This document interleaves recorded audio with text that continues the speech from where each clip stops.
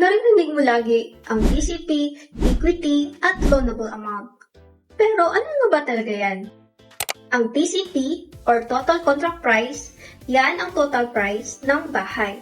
Ang equity naman, ito yung down payment na hinuhulog mo muna, usually payable in months. Ang loanable amount, ito yung remaining balance na ilo-loan sa bank or pag-ibig para ma-fully paid ang property. So, paano natin malalaman kung afford natin ang isang property? Dapat ang monthly amortization ay hindi lalagpas sa 30% to 40% ng monthly income natin.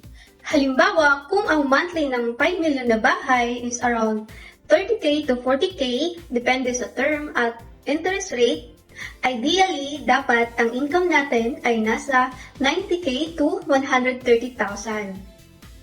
Combined income ay pwede rin. Gusto mo malaman kung magkano ang estimated computation mo?